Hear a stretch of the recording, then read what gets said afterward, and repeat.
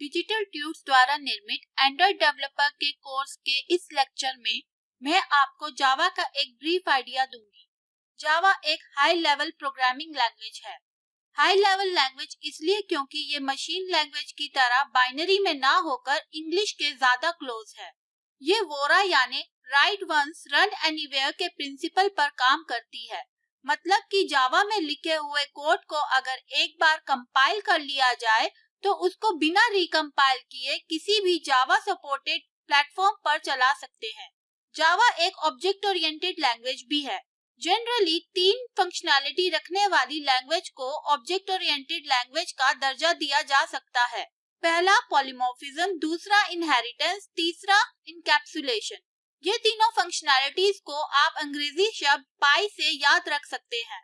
Polymorphism का मतलब होता है मैनी फॉर्म्स। इस फीचर की वजह से एक ऑब्जेक्ट कई तरह की फॉर्म ले सकता है। मसलन पानी, सॉलिड, लिक्विड या गैस किसी भी फॉर्म में आ सकता है। और प्रोग्रामिंग सेंस में बताऊं तो एक ही ऑपरेटर अलग अलग इंस्टेंसेस में अलग अलग बिहेवियर दिखा सकता है।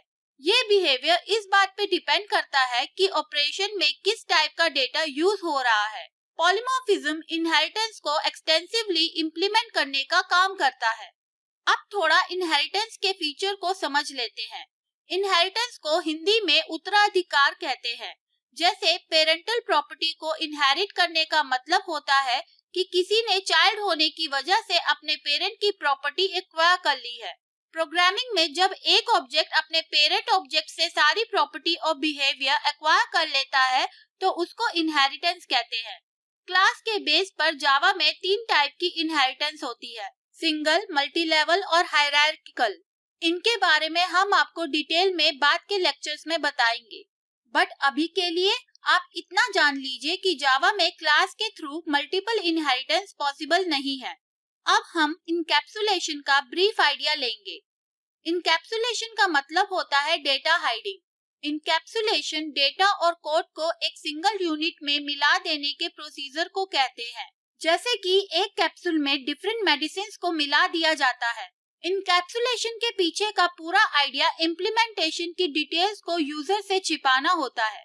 तो इनहेरिटेंस, पॉलीमॉर्फिज्म और इनकैप्सुलेशन, जिस भी लैंग्वेज के पास ये 3 फंडामेंटल कॉन्सेप्ट हो उसको ऑब्जेक्ट ओरिएंटेड प्रोग्रामिंग लैंग्वेज बोला जा सकता है। और भी कॉन्सेप्ट हो सकते हैं जैसे कि एब्स्ट्रैक्शन, बट ये 3 कॉन्सेप्ट्स की प्रेजेंस किसी भी लैंग्वेज को ऑब्जेक्ट ओरिएंटेड बनाने के लिए काफी है। इसलिए जावा एक ऑब्जेक्ट ओरिएंटेड लैंग्वेज भी है। अब कोई ये पूछे कि जावा क्यों सीखी जाए तो इसके बहुत सारे जवाब पॉसिबल है।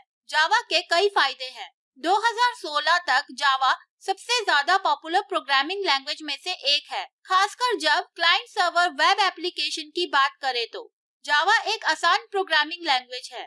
एक बार जो जेडीके इंस्टॉल कर ले, पाथ सेटअप करना सीख जाए और ये समझ ले कि क्लास पाथ कैसे काम करता है, उसके बाद जावा में प्रोग्राम लिखने में उसे कोई खास दिक्कत पेश नहीं आएगी। दूसरा फायदा तो यही है कि जावा एक ऑब्जेक्ट ओरिएंटेड प्रोग्रामिंग लैंग्वेज है, जो कि हम पहले ही बता चुके हैं।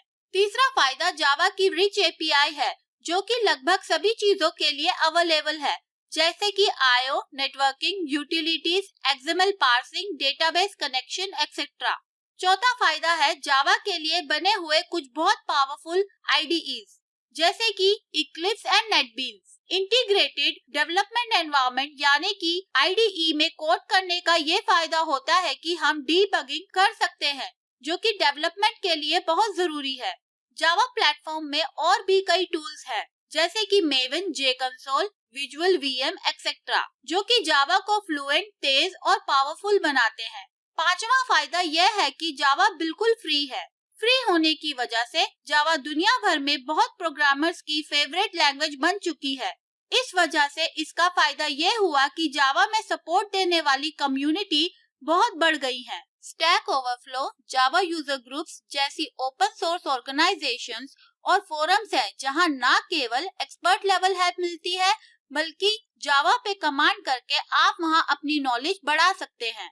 इसके अलावा ओपन सोर्स लाइब्रेरी ये सुनिश्चित करती है कि जावा हर जगह यूज हो सके।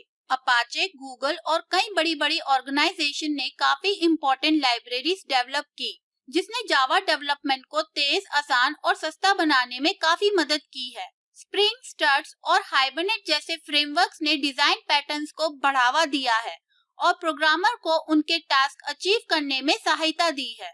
जावा प्लेटफॉर्म इंडिपेंडेंट भी है, जो कि हम पहले ही बता चुके हैं। बाकी जावा हर जगह है, ये वेब पर है, ये डेस्कटॉप पर है, ये आपके एंड्रॉइड में एप्स डेवलप करने में भी यूज होती है। इस वजह से जावा के बहुत सारे डेवलपर्स भी हैं। तो इस लेक्चर में आपने समझा और सीखा कि जावा क्या है, इसके क्या फायदे हैं, ये ऑब्जेक्ट ओरिएंटेड लैंग्वेज क्यों है और क्या-क्या फीचर्स एक लैंग्वेज को ऑब्जेक्ट ओरिएंटेड प्रोग्रामिंग लैंग्वेज बनाते हैं। अगले लेक्चर में हम जावा, जेडीके एंड जेआरई इंस्टॉलेशन सीखेंगे।